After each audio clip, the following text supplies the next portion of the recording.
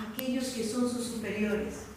Como les desean su mal, los envidian, de alguna manera entorpecen los proyectos, entorpecen los trabajos, incluso trabajos que uno pueda decir que son para un bien, para el mismo empleador. Una empresa cuando se crea para ofrecer un servicio, y si todos trabajan en conjunto, el bien es para todos, ganan más, hay más utilidad, pero aún el hombre insensato, necio, el hombre solamente tiene su mirada en él mismo, quiere lograr lo bueno para él, no le interesan los demás. Y donde está su beneficio, ahí va con todo, no le interesa si atropella unos a otros, si viola todas las normas de esa empresa, o como se ve en ahora, hoy en día, los ricos, los millonarios, los famosos. ¿Cómo se han hecho de esas empresas multitransnacionales? Absorbiendo otras empresas, usando artimañas contables, artimañas tributarias, qué sé yo, para poder ser capitalistas, ser consorcios. Y a veces lo hacen de manera oculta y que el mundo no se dé cuenta. ¿Para qué? Para que sigan ellos haciendo más y más, enriqueciéndose más, y nadie se sabe, pero todos los comercios, todos tienen un solo dueño, es un solo monopolio. ¿Y eso qué pasa? Se ven afectadas las personas porque ellos son los que manejan todo. Entonces la persona ya no tiene cómo decidir porque todo le pertenece a uno solo. No hay libertad en ninguna manera. Entonces, ¿qué pasa? Cuando acá dice que si tú confesares, dice nuevamente, que si confesas con tu boca que Jesús es el Señor, ¿qué estás tú haciendo ahí? Tú estás ahí reconociendo una autoridad divina, celestial, no humana, no del trabajo, no de la sociedad, ni tampoco familiar, no es un padre, no es una madre consanguíneo, no, sino es una autoridad divina superior a ti, que es tu creador, que es tu salvador, que te lo da todo, que tu vida depende de él. Estamos hablando de un señorío que va más allá de lo carnal, que va más allá de todo, que esta alma, al confesar que tiene un Señor, es que esta alma se debe a su Señor, que todo lo que va a hacer para su Señor, no tiene más vida, no tiene nada que hacer sino servir a ese Señor que le está declarando y agradarlo en todo. Eso es la declaración, la confesión, que dice que si confesaras con tu boca que Jesús es el Señor, y luego dice, y creyeres, ese es el punto creo más difícil para las personas que recién conocen al Señor, porque quizás confesar lo pueden hacer porque temen y quieren correr a sus alas, pueden confesar, pero el punto que dice después, y creyeres en tu corazón, ese es lo más difícil, porque el corazón sabemos que es perverso y engañoso.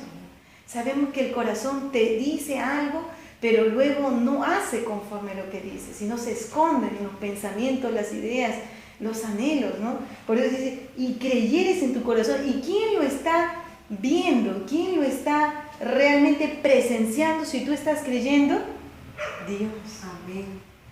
Dios es el que está viendo que realmente tu confesión es cierta, es verdadera, porque recordemos que Dios es verdad.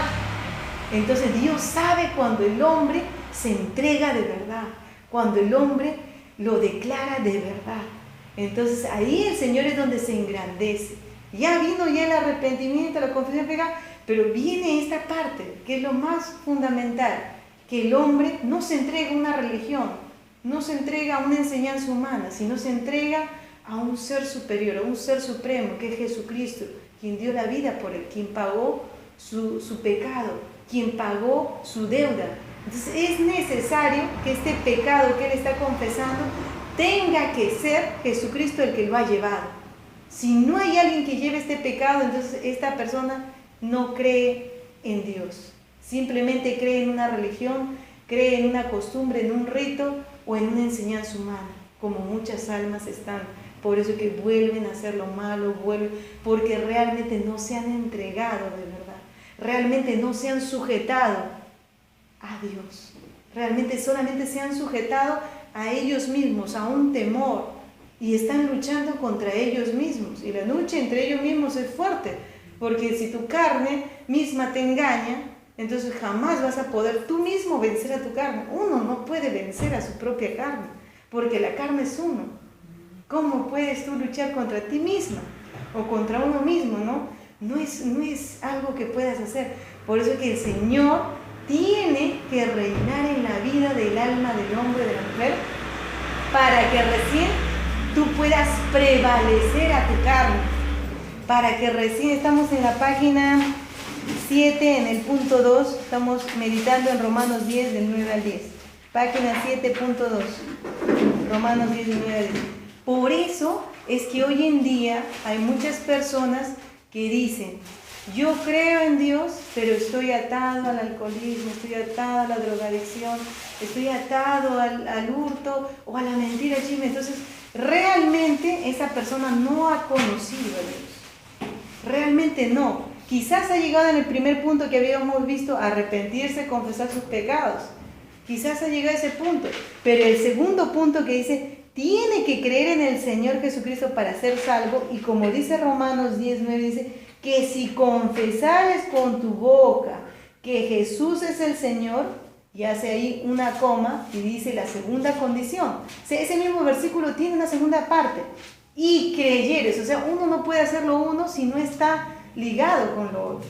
No es que solamente yo confiese, yo grite a viva voz, creo que Jesús es mi Señor. No, sino tiene que haber esta segunda parte. Y creyeres en tu corazón que Dios le levantó de los muertos, serás salvo. Que Dios le levantó aquí en Cristo Jesús, lo resucitó. Y Él es ahora por quien tú vas a vivir. Y Él es el que se enseñorea de ti. Y Él es el que tiene el gobierno, el dominio propio de tu vida. Ya no eres tú luchando con tu carne, con tu... Es el Señor que viene a morar en ti y a sujetar toda obra de la carne. ¿Y qué es más fácil? ¿O no es fácil? Amén. Es más fácil. Por eso que el creyente ya no le parece gravosa la ley. Por eso que el creyente se deleita en la ley. Y cada vez que el creyente duerme, porque sí pasa que el creyente duerme, no sigue perseverando en la palabra, no persevera en la oración, ¿qué pasa? Entonces la carne se levanta y toma el control. Pero si es un verdadero creyente, se va a dar cuenta que está descuidando, que se está descuidando. Entonces tiene que volver a edificarse, a levantarse, a consumir la palabra, a clamar al Señor, a rogarle al Señor, para que el Espíritu Santo que está en el creyente, no es que lo pierda, sino que está en el creyente, tome nuevamente el señorío y venza las obras de la carne. Porque el que es de Dios, tiene a Dios en su corazón, no lo puede echar fuera. Yo recibo a Dios en mi corazón y luego mañana no le doy la despedida, ¿no? Porque cuando tú confiesas, como dice acá Romanos, con tu boca que Jesús es el Señor y Salvador, y creyeres en tu corazón, ahí tú estás estableciendo un pacto con Dios. Tú estás haciendo un contrato con Dios. Y Dios viene a morar a tu vida. Viene a formar. Tú vienes a formar parte de Dios, la familia de Dios. Y tú eres un integrante para Dios, un hijo. Y cuando tú eres un hijo, Dios no te desecha. Tú puedes pecar, tú puedes fallar al pacto que Dios ha hecho contigo, pero Él es fiel a su pacto. Él no lo rompe. Esa es la diferencia del hombre. El hombre hace pactos por aquí, por allá, hace compras, ventas, se casa. ¿Y qué hace el hombre? Es infiel a su pacto. Luego se está divorciando, luego está rompiendo el contrato. No pasó nada, me equivoqué. Y desmiente y retrocede y no tiene palabra y no cumple. Pero ¿qué pasa con Dios? Dios no es así. Dios ve tu confesión sincera, ve tu corazón que es real. En ese momento verdaderamente le crees al Señor y confiesas que Jesucristo es tu Salvador. Él viene a morar en ti. Esa es su palabra. Y Él no puede mentir. Esa es la palabra de Dios. Y Él viene a morar en ti. Y ahí establece el pacto contigo. Un pacto eterno, dice la palabra de Dios. Con amor eterno te he amado. Dice, por tanto te prolongué mi misericordia. Esa es la misericordia de Dios. Que nosotros no merecemos, simplemente nos humillamos, nos quebrantamos. Sí, Señor, reconozco que tú eres mi Señor Salvador. Ahora, Señor, viviré para ti, ya no haré yo ni lo que yo deseo, ahora me sujetaré a tu palabra, seré fiel, Señor, tú eres mi Señor. Pacto estás estableciendo, porque lo estás creyendo. Y el Señor ahí, el Señor te toma como su hijo, como su hija y jamás te suelta. Y ustedes van a leer en la Biblia, muchos hombres y mujeres fallaron a Dios. pero ven que luego se levantan. ¿Por qué? Porque el Señor no los suelta de la mano. Pero aquel que no hace esa confesión sincera es aquel que cae, hace lo malo y se queda y permanece ahí. Y eso ya es una prueba de que verdaderamente nunca creyó, nunca se entregó. Entonces ahí uno puede darse cuenta, ¿por qué fulanito tal cae y no regresa? Y no hay cuando vuelve, no hay cuando se levanta. Y más bien le gusta estar ahí. Y si tú te lo encuentras, lo vas a notar contento. ¿Dónde está? Entonces, ¿qué quiere decir? Que jamás creyó, que su confesión no fue sincera. Simplemente tuvo un temor a la palabra y lo declaró, pero realmente su corazón no se abrió para Dios. Y Dios, que es verdad, no va a morar en él. Porque ese corazón no se entrega, se resiste a Dios. Entonces Dios no puede morar en el alma de un hombre que no quiere de Dios. Dios no se impone, hermanos. Dios quiere que tú lo desees, que tú lo anheles, y Él viene hacia ti. Pero jamás Dios se va a imponer al hombre. Igual con Adán. Ahí está el caso de Dios y su misericordia. Le dio libertad a Adán, no lo obligó a que lo obedeciera. Le dio la libertad porque un ángel no cuidaba ese árbol en el centro del huerto, porque si Dios hubiera obligado a Adán, ¿cuál hubiera sido la posición de Dios? Hubiera puesto un ángel ahí, un querubín, que esté cuidando ese arbolito, así que Adán, si quisiera curiosidad, que quisiera tocar, el angelito le iba a impedir. Pero no, Dios lo dejó todo libre para ver cuál era la disposición de Adán, si realmente amaba a Dios, si realmente lo obedecía. Igual es hasta ahora. El Señor te da la palabra y te da las pautas. ¿Quieres ser libre? ¿Quieres ser salvo? Arrepiéntete, confiesa que Jesús es tu Señor, pero créelo, no lo hagas de manera vana. No tengas temor de tu alma, simplemente sino hazlo porque verdaderamente me amas. Verdaderamente quieres caminar en mis caminos que son rectos. Verdaderamente te has dado cuenta que el pecado es malo. Hermanos, eso tiene que ser. Si tú no te das cuenta que el pecado es malo, te estás engañando. Te estás engañando. Por eso que ninguna persona que por más que se le predique no viene, porque él ama el pecado. Por eso que no viene, hermanos. Porque le gusta estar así. Porque es su naturaleza corrupta, perversa. Es como un niñito. Al niñito le prohíben comer helados, pero si tú no lo cuidas como padre de familia, se lo va a devorar todo. Tú tienes que estar cuidando, porque la naturaleza del niño es comer helado. Quiere. Aunque le diga el doctor, no, hijito, estás mal, te vas a caer un brogue. Niñito, si por él fuera, comiera, no le interesa. No mide las consecuencias, no ve la gravedad del asunto. Le encanta y lo hace. Es lo mismo con un hombre que no quiere de Dios. Pero hermanos, si verdaderamente nosotros hemos llegado a entender que el pecado es malo para nosotros porque nos destruye, porque nos corrompe, porque nos pervierte, si realmente llegamos a ese entendimiento, es que Dios ya está hablando a nuestros corazones. Dios está hablando, hermanos. Por eso que tú dices, ya no amo hacer esto, ya no me deleito ver esto, ya no me deleito hablar esto, ni estar con ellos, ya no. ¿Por qué? Porque Dios te está hablando a tu corazón. Y al hablarte Dios a tu corazón, es una voz tan fuerte, hermano, que tus ojos se abren y dices, ¿cómo he podido estar así? ¿Cómo he podido vivir así? ¿Cómo he podido ser yo así? ¿Cómo he podido actuar así con las personas? Y te desconoces. Porque ya hay una nueva naturaleza que está siendo formada en ti. Y eso no va a cambiar, hermanos. Eso no va a cambiar. Más bien eso va a seguir perfeccionándose, va a seguir creciendo esa nueva naturaleza. Por eso, hermanos, dice que es importante, dice acá, que si confesaras con tu boca que Jesús es el Señor y creyeres en tu corazón que Dios le levantó de los muertos, serás salvo. Y ahí viene la explicación. ¿Por qué? Dice, porque en el corazón se cree para justicia, que Dios no escucha tu voz, porque tú puedes decirle al medio mundo, poner tu megáfono, creo en Dios. No, Dios no escucha tu voz. Dice, porque con el corazón se cree para... Dios escucha tu corazón, Dios ve tu corazón, Dios ve lo íntimo y lo secreto de tu ser. No ve lo externo, no ve lo que tú estás declarando, sino Él va a la profundidad si realmente lo que tú estás confesando lo estás sintiendo, lo estás creyendo, lo estás viviendo. Entonces por eso dice, porque con el corazón se cree para justicia, pero con la boca se confiesa para salvación. Del corazón, nos dice Mateo, salen los malos pensamientos, los hurtos. Lo mismo pasa con la fe, lo mismo pasa con la salvación. Si en el corazón verdaderamente has creído, va a salir de tu boca la confesión de la salvación.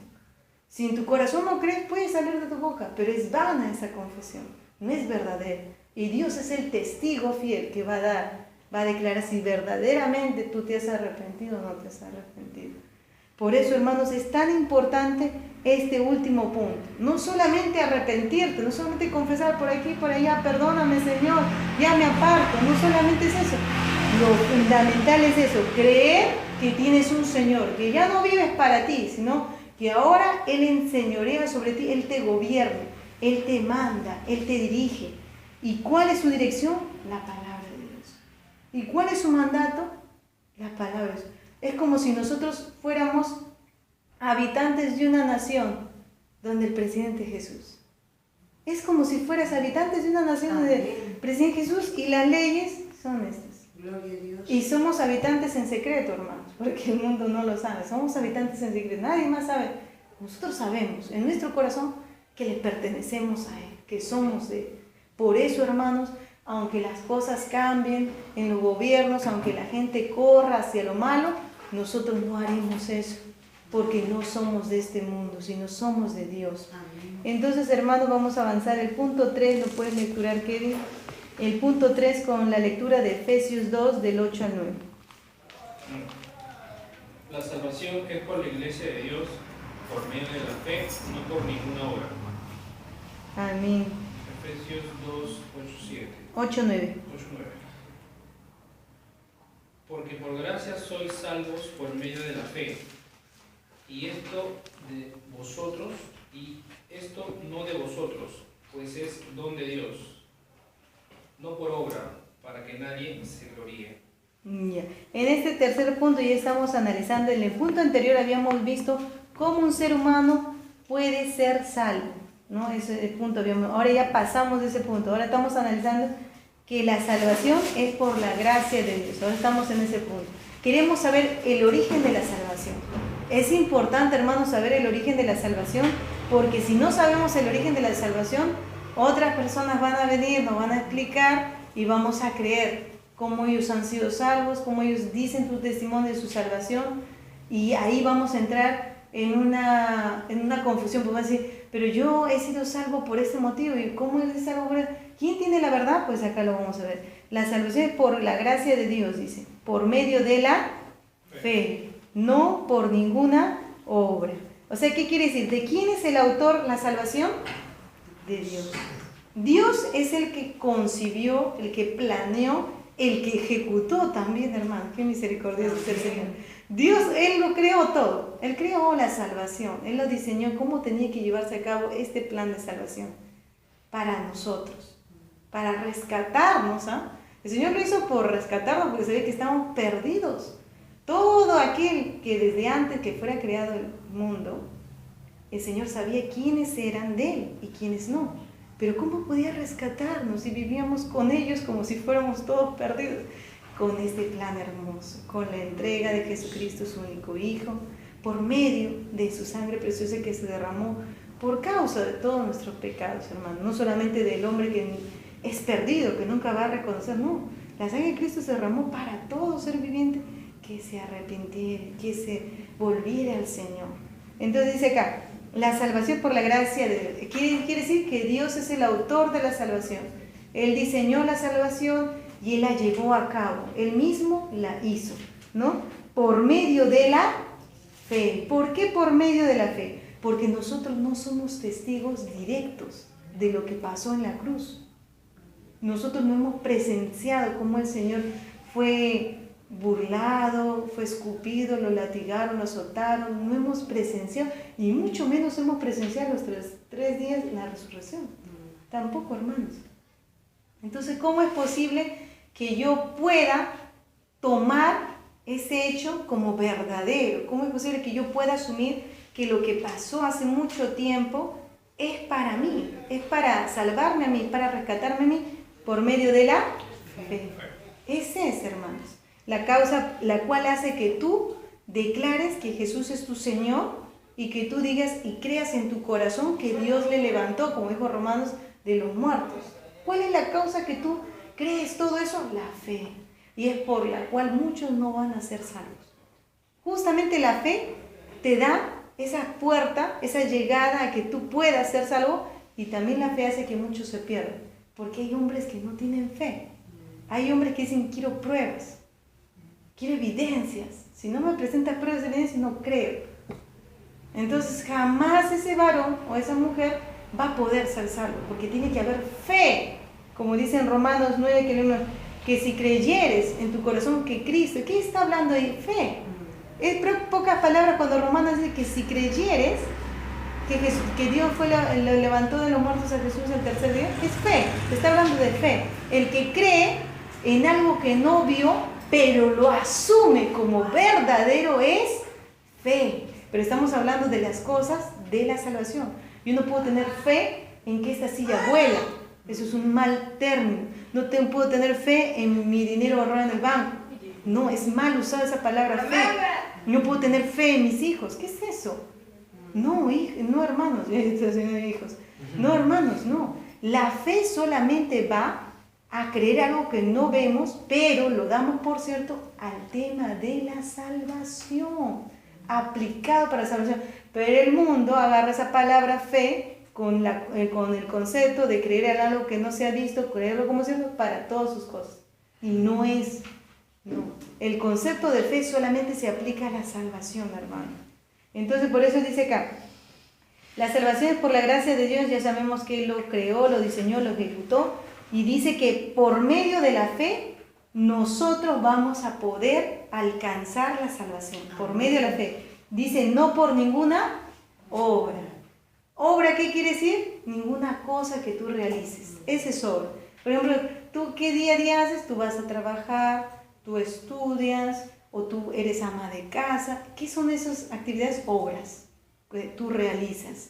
Y gracias a que esa obra tú realizas, tú comes, tú descansas, tú tienes un momento de reposo, de tranquilidad. Tú estás haciendo obras, ¿no? Y a consecuencia de esas obras recibes una recompensa. Bueno, el trabajador obra día a día y mensualmente le van a dar su salario, ¿no? La ama de casa, ¿qué obra?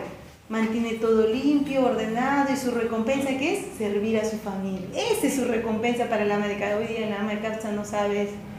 La persona que queda en el hogar hace todo diligentemente, como dice la palabra, se entrega todo por completo con tal de prever todas las necesidades que puede tener su esposo, sus hijos, y su recompensa, ¿cuál es? Que todos estén dichosos, que todos estén complacidos, que todos estén bien alimentados, bien cuidados. Ese es su pago del ama de casa. La ama de casa realmente no necesita otro pago. Ese es su verdadero pago y ese es lo que le da contento a su corazón. Entonces, esas son sus obras. Pero yo podré haber hecho algo para que el Señor me llame hijo o hija, para que el Señor me diga, ahora tú eres parte de mi familia. Yo podré haber hecho algo, alguna actividad, algún trabajo, alguna obra para recibir esa recompensa grande. No, hermano. Nadie puede haber hecho nada, porque eso es absolutamente de Dios. La salvación, Dios lo hizo, lo concibió, lo diseñó, lo ejecutó Él solo, sin la ayuda de nadie. Él. Pero no vaya a decir, pero Jesucristo, si Dios es todo, es que Jesucristo es Dios, hermanos. Es Dios. Entonces, es Él el que lo diseñó, lo ejecutó. Nadie tuvo nada que ver. Nadie puso un granito de arena, como algunos dicen. No, nada. Y la confesión y el arrepentimiento y que yo declaro eso no estoy haciendo. No, hermano. Ese es el camino que Dios te señala si quieres ser salvo. Dios te dice, ¿quieres ser salvo? Porque la salvación Él ya la dio. Él ya la hizo. Dios ya hizo la salvación por medio de Jesucristo. Ya está hecho. No es que cuando tú te confiesas, te arrepientes y declaras, recién se está muriendo Cristo, no, eso ya se realizó hace muchísimo tiempo. ¿Qué es entonces lo que tú haces? Lo que tú haces es justamente lo que el Señor quiere, que tú te vuelvas a Él, que tú te arrepientas de tu mala vida, que tú creas en Él. Nada más. pero tú realmente no estás haciendo nada para que se lleve a cabo la entrega de Jesús en la cruz. La entrega de Jesús en la cruz es algo propio de Dios. Dios lo hizo. Tú lo único que estás haciendo es, Señor, heme aquí, soy pecadora, confieso, quiero volverme hacia ti, Señor. Toma mi vida. Tú estás diciendo, Señor, hazme parte de tu familia. Quiero recibir ese regalo, que Él ya lo preparó. Él ya lo hizo ya. Tú solamente estás rogando para recibirlo. Pero al final, ¿quién lo ha comprado? ¿Quién lo ha hecho? Dios. Y si quiere te lo da, y también si no quiere no te lo da. ¿Por qué? No es que siempre sí yo haga me va a dar, no, como hemos dicho, que tiene que ser sincero. Si creyeres en tu corazón. ¿Ve por qué no a todos da? No es que tú estés comprando un producto. Ya si yo hago no estuvimos hablando de un rito. No, paso uno, paso dos, luego ya, automáticamente lo recibo. No, no se trata de eso. Se trata de algo verdadero, algo real. Que Dios es el testigo ocular si tú realmente te estás entregando a Él. Si tú realmente estás aceptando lo que Cristo hizo por ti, si tú realmente te has reconocido como perversa, como perdida, como apartada de la gloria de Dios, y recién tú te estás levantando, te estás tú sacudiendo todo el polvo, y, Señor, déjame entrar. Y ahí el Señor te abrirá la puerta o te la cerrará. Todo está en las manos de Él. ¿Ves que tú no haces nada? Porque no depende de ti. ¿De quién depende que el Señor te reciba? De Dios. No hacemos nada, hermano. Nada, hasta eso, hermanos, Él lo pone. Que me confiese, que el que crea, sí, hermanos, hasta eso Él lo pone. Porque ¿quién nos ha escogido? Dios. Antes que fuese creado el mundo. Dios. O sea, ese anhelo que tú dices, esta palabra me causa, no es tuyo. Dios te escogió. Amén. También es de Dios. O sea, nada es nuestro. Nada hemos hecho. Más bien tú tienes que despertar. Porque si tú eres una escogida, esto te va a hacer correr. Pero si tú no eres escogido, esto no te va a hacer ningún efecto. Ya, eso será, pues será así. Y vas a vivir tu vida como bien te parezca. Y esta palabra no te va a causar nada. No te va a estremecer, no te va a hacer dejar lo malo, no. Eso es, hermanos. Por eso dice, acá en Efesios que ha leído, que le dice, porque por gracia, que gracia quiere decir regalo, un favor inmerecido, porque por gracia sois salvos. O sea, por su voluntad de Dios, prácticamente, la voluntad de Dios soy salvo. ¿Por medio de qué? De la fe. Porque no lo hemos visto. Si hemos creído verdaderamente que esto se dio por causa de nuestra maldad, de nuestros pecados. Y esto no de vosotros. O sea, la fe que tú tienes no te pertenece tampoco. En lo que he hablado antes. El hecho de que tú quieras arrepentirte, quieras humillarte, quebrantarte y creas que Dios lo levanta, tampoco viene de ti, viene de Dios. Y esto no de vosotros, pues es don de Dios, hermanos. Por eso que muchas personas pueden contar, profesores de historia, pueden contar lo que Cristo padeció y ni le causa ni asombro. Cuentan como un relato. Y bueno, hubo un hombre en ese tiempo llamado Jesús, que la gente creía que era hijo de Dios, que lo vituperaron, y ahí quedó. Es un conocimiento, no tiene fe, no cree, sí, ese hombre vino por mí porque yo era pecador. No, él lo está narrando como un hecho superficial, porque no lo cree. Como no lo ha vivido, él dice, yo tengo que vivirlo para creerlo, yo quiero pruebas. No hay fe en esa persona. Entonces, hermano, por ese Efesios dice, y esto no de vosotros, o sea, no es de ustedes mismos, sino pues es don de Dios, no por obras, para que nadie se gloríe. Jamás, hermanos, hemos podido nosotros hacer algo para poder ser salvos. Nada, porque Dios nos escogió y llegó un tiempo en el que se preparó esto maravilloso para que nosotros podamos a esta hora abrir nuestros ojos al mundo, nacer, vivir en pecado y un tiempo la palabra nos confronte y decir, pues Señor, me arrepiento. Somos de Él. Amén. Y hay un tiempo en el que está preparado para que todos sus escogidos a nivel mundial, hermanos, vuelvan a Dios. Por eso es que Cristo aún no viene. Hay un grupo que el Señor ha separado para ser salvos y ellos tienen que arrepentirse, hermanos. Ellos siguen viviendo perdidos. Yo no sé, será tu mamá, será tu papá, será tu familia, yo no sé. Por eso es que es importante, hermano, que si tú crees, prediques. Amén. porque ellos también necesitan ser despertados, que su corazón anhele de Dios. No sabía esta verdad tan grande, y dejen su maldad y vuelvan a Dios, y hasta que eso se cumpla, Cristo no va a venir, porque ese es el plan de Dios. Amén. El plan de Dios es que todos sus escogidos sean salvos, y hasta que el último de sus escogidos no se arrepienta, no viene Cristo. Por eso que, Señor, Tengo una pregunta. Ujú. Si Jesús es el que haya elegido y hay elegidos, como un ejemplo, de 100, 50 elegidos y 50 ya no están elegidos, igualmente los que fueron elegidos es porque Dios así lo quiere, amén. y los que no también se supone que también porque Él así lo ha querido.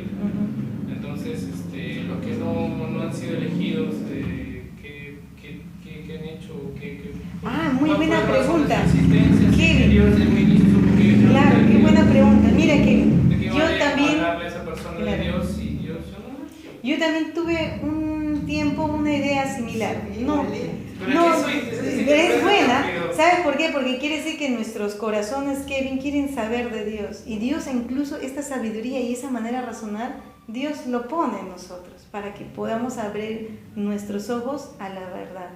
Yo también pensé entonces, ¿qué chiste tiene si ya no sé, que parece un juego ludo, ¿no? Todo está controlado. Ajá, todo está controlado. Pero ¿sabes qué pasa, Kevin? Que Dios no es como el hombre. Cuando tú tienes un hijo, tú te unes a una persona y concibes un hijo, ¿no? Y tú no sabes si tu hijo va a ser bueno o va a ser... Bueno, en el término general todos somos malos, ¿no? Pero tú no sabes si tu hijo va a responder, sería esa la forma, va a responder a tu afecto, a tu esfuerzo, y te va a ser un joven de ayuda para tu vida, ¿no? No sé si me conté. Tú no sabes. O si este niño va a ser un tormento para ti, un calvario, y te va a arrastrar hacia el mal. No sabes, pero simplemente tú lo creas con amor, ¿no? Pero Dios no es así, Kevin. Dios, cuando nos hizo, Kevin, Dios sabía el corazón de cada uno de nosotros. No es que Dios hizo al hombre y dice, este se va a perder, y dice, no es eso. Cuando yo expliqué, quizás no he profundizado. Cuando Dios crea al hombre, porque Él sabe cuánta humanidad va a haber, no es lo que hablan los economistas, que la progresión aritmética, que estamos sobrecreciendo, no. Dios sabe cuántas almas van a vivir en esta tierra, porque herencia de Jehová son los hijos. Él sabe, Él tiene el control de todo. No es que Dios crea al hombre y dice, este se va a perder y este va a ser... No es que Él está jugando, ¿no? No, cuando Él crea al hombre, Él ya tiene el conocimiento de qué corazón tiene este hombre. Si tiene su corazón que se va a abrir a Dios o si lo va a despreciar. Te hago una pregunta, tú mismo lo vas a responder porque está en ti el conocimiento. Creo que sí. Kevin, ¿tú has leído Éxodo cuando dice que Dios endureció el corazón del faraón? Cuando dice la palabra que Faraón veía las maravillas de Moisés y aún así no quería reconocer. Dios sabía de antemano que este varón no iba a ceder, pero aún así Dios permitió que Moisés siguiera manifestando, siguiera. ¿Por qué? Porque Dios quiere darte a conocer cuál es el corazón del hombre desviado, que aún tú le hagas todo, igual va a ser corrupto. Dios conoce el corazón, no es que Dios lo predestine para perdición, no es eso. Dios, cuando crea al hombre, sabe que esta alma jamás se va a rendir. O sea, no, a ver, lo que entiendo, o sea, no es que de repente de la buen guía que puede ser de un hijo, buena educación o buenos hábitos, si ya nació desde bebé con un corazón así, no hay forma, entonces. No, lo que yo te explicaba con tu caso, yo te decía que un padre cuando concibe un hijo no sabe si este hijo le va a responder bien o si le va a responder, porque somos seres humanos. Por ejemplo, Y yo te decía, voy a terminar ahí, y yo te decía la contraparte que Dios no es así. Claro. Dios, cuando cree el hombre, Dios no dice, tú vas a ir a condenar y tú no. Dios no hace esa clasificación. Dios crea al hombre, pero Dios conoce que ese corazón jamás va a querer de él. Jamás va a renunciar a su pecado y a su maldad cuando abra los ojos y viva en la tierra. Dios ya lo conoce porque Dios tiene el conocimiento de todo. Es omnisciente, lo sabe, pero aún así lo crea, y lo deja. Otro crea y sabe que va a ser de él. Lo crea. Y así hace Dios. No es que Dios lo etiquete y diga, ya creo y este va a ser perverso. Y se va con... No es como un padre de familia que desconoce cómo será su hijo, si le va a pagar con bien o le va a pagar. No, Dios cuando crea, Dios ya sabe ¿Cómo va a ser esta alma? Si se va a perder, o sea, si él mismo se va a perder, Dios lo conoce, no es que Dios haga que se pierda. Dios conoce que se va a perder y Dios conoce que va a querer de él. Eso es, y en Romanos cuando dice, aquí lo vamos a leer, lo de que dice la predestinación. Romanos 8, 29. Vamos a ir a eso. Romanos 8, 29. Hay lectura de Kevin, por favor. Romanos 8, 29.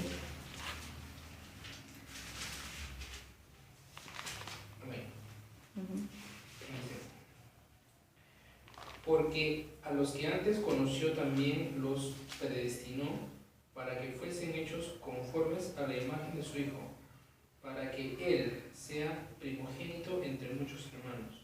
Esa es una parte. Hay otra parte que habla que Él escogió desde antes de la fundación del mundo. Mientras esto lo puede estar buscando Mari, y me lo avisas para que lo leas, yo voy a estar asentando la idea. Dios no es como el ser humano que manipula, que sugestiona, porque eso hace el hombre. El hombre manipula, influencia y sugestiona. Dios no, Dios da la libertad. Y si dice la palabra que Dios te da la libertad, no habría libertad si Dios te crea para condenación, no habría libertad, Brenda. Si Dios no, justamente de eso se trata. Dios crea al hombre y Dios ya conoce el corazón de este hombre. Ya lo conoce, pero lo deja formar parte de su creación. Pero ya lo conoce, que jamás, por más que le hable, este hombre está para perder. Lo conoce, pero no es que él lo crea su corazón malvado, maquiavélico. No es. A ver igual qué... tengo igual una pregunta. Ya te entiendo la parte... en que no es que Dios sí, separe. Pero, ¿no? por ejemplo, también tengo una pregunta. Todos somos niños, ¿no?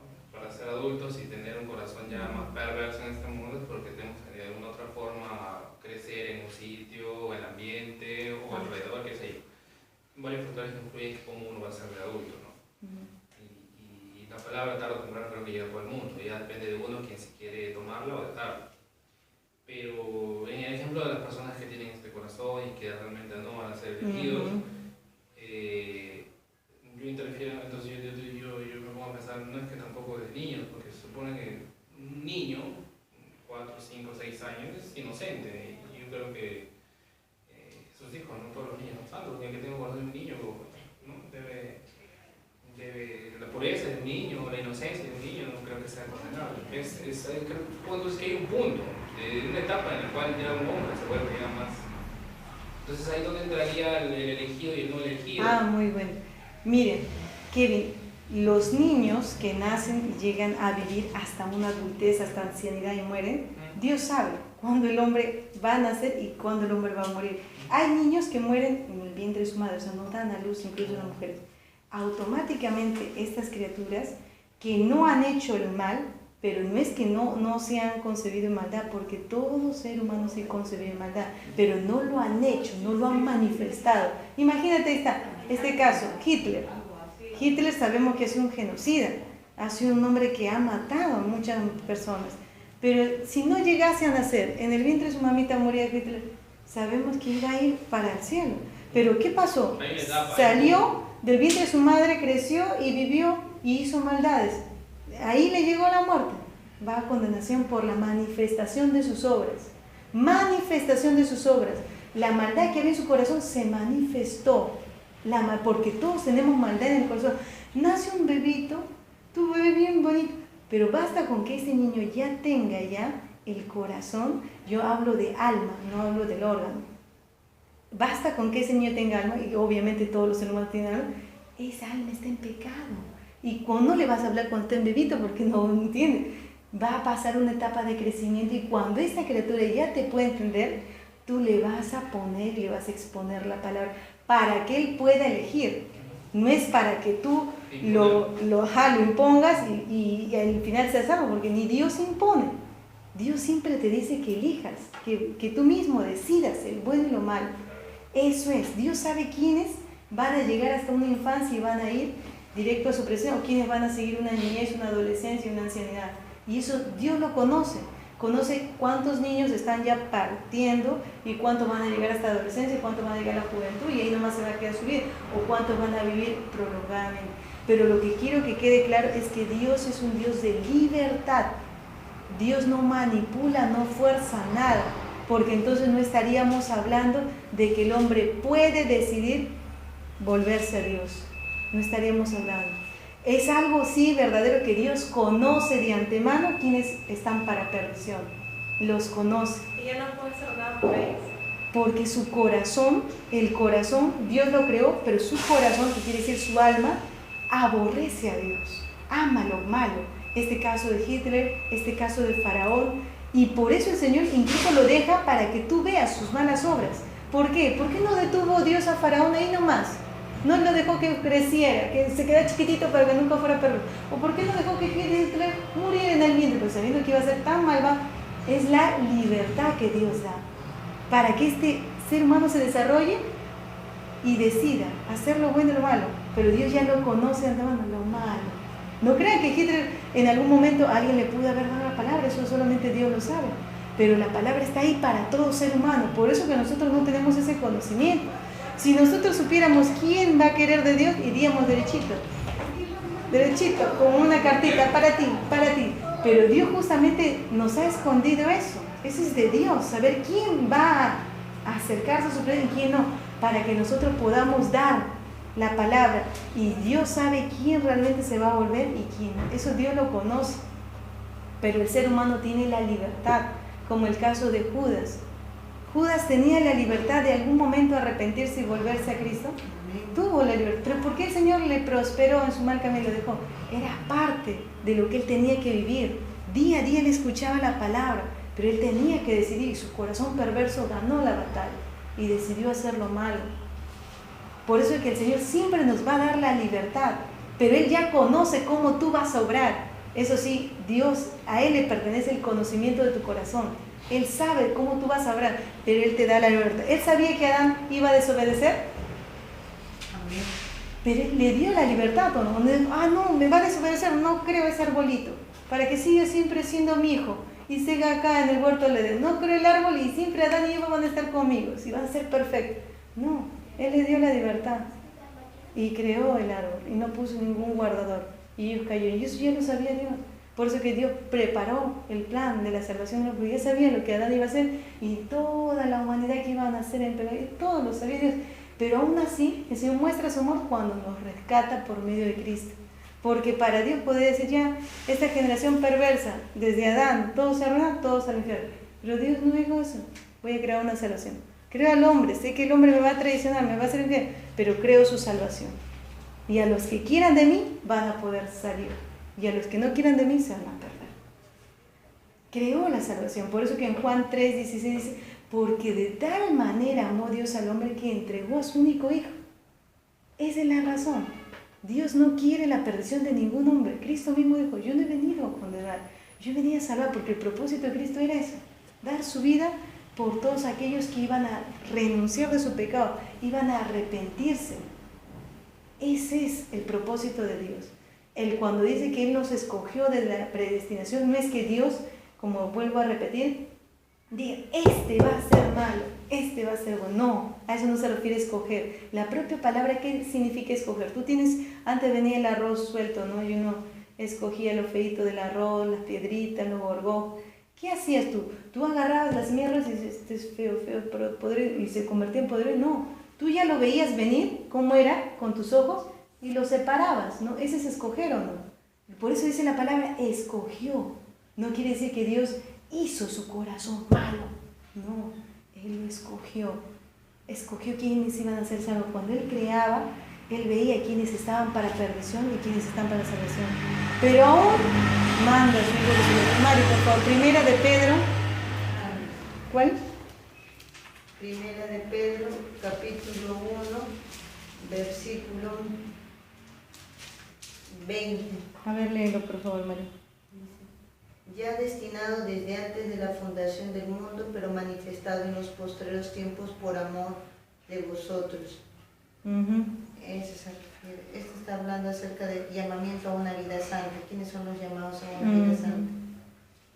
Sí, mire, acá si leemos el Versículo 18, pueden empezar. Sí, el versículo 18 dice, hasta desde el 15 dice, sino como aquel que os llamó es santo, sed también vosotros santos en toda vuestra manera de vivir, porque escrito está, sed santo porque yo soy santo.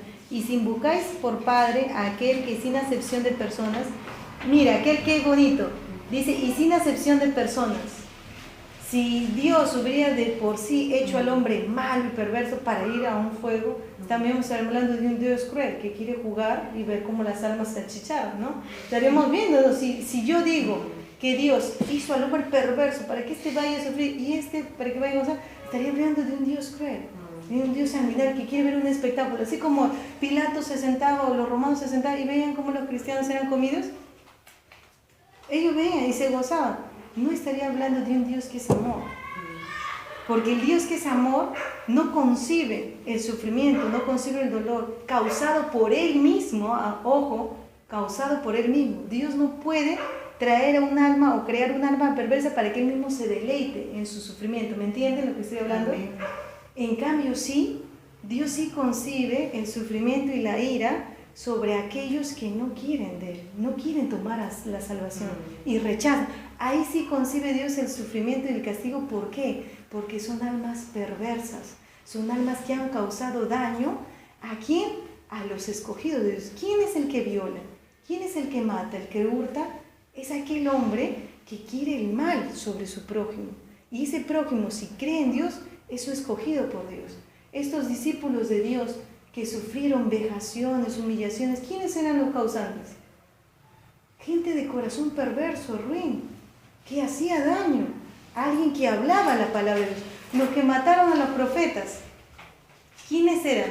Los mismos judíos que llevaron a Cristo a la muerte. ¿Eran hombres amorosos, tenían amor de Dios? ¿O eran hombres que incluso blasfemaron, trajeron testigos falsos? Y ellos mismos causaron todos los antecedentes, los testimonios para que hicieran pasar a Cristo como mentiroso. Ellos mismos trajeron pruebas que no eran correctas de lo que de lo que Cristo había hablado, y lo tergiversaban porque querían ver su muerte, porque la palabra dice que le tenían envidia. Aún las obras que Cristo mismo hizo le reclamaban, decían, ¿cómo tú sanas en un día de reposo? O sea, quería que no lo sanara al hombre de la mano seca porque era un sábado. ¿Tenían amor? Y él que le dijo, hipócritas, si un animal de ustedes cae en un pozo, ¿cómo ustedes se apresuran a salvar en un día de reposo? ¿Y cómo a este hombre que está enfermo no lo puedo sanar? Si es hijo de Abraham. Al decir hijo de Abraham, ¿qué está diciendo? Que es un hijo de la salvación. Es alguien que va a ir para la gloria de Dios, porque Abraham tiene la promesa. ¿Se dan cuenta, hermanos? Dios no crea al hombre malvado que va a ir a condenación, no. Dios crea las almas y las almas optan por ese mal camino, pero Dios de antemano ya lo conoce.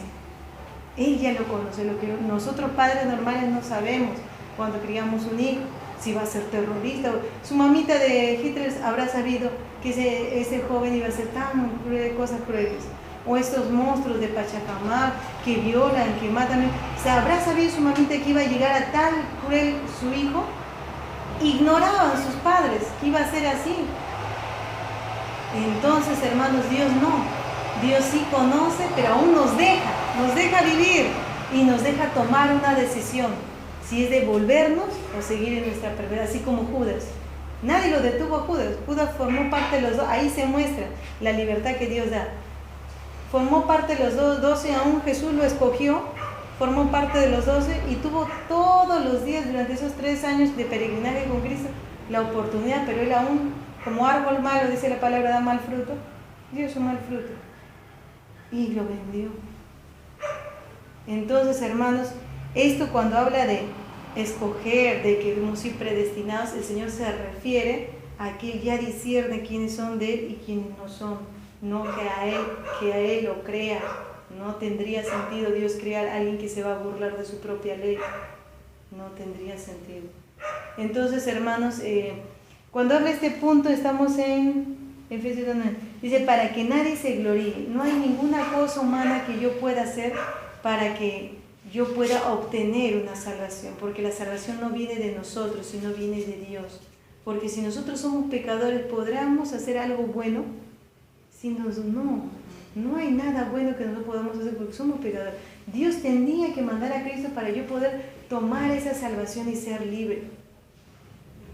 Ahora leamos el punto A, Brenda, por favor. El punto A y Romanos, ¿ya es la hora? Dígame si ya es la hora. Creo que sí, ya es la hora. Y entonces, ahí terminamos, ¿no? Romanos, Brenda no lo voy a dejar. La letra A y Romanos 4, del 4 al 5, y ahí terminamos. Si uno trata de pagar su propia multa con sus buenas obras, solo está aumentando la deuda que tendrá que pagar en el lago del fuego. Luego, porque Dios es un juez justo y no recibirá ningún soborno de nadie. Pero al que obra, no se le cuenta un salario como gracia, sino como deuda. Mas al que no obra, si no cree en aquel que justifica al impío, su fe le es contada por justicia. Amén. Ya, para terminar, entonces nos quedamos ahí.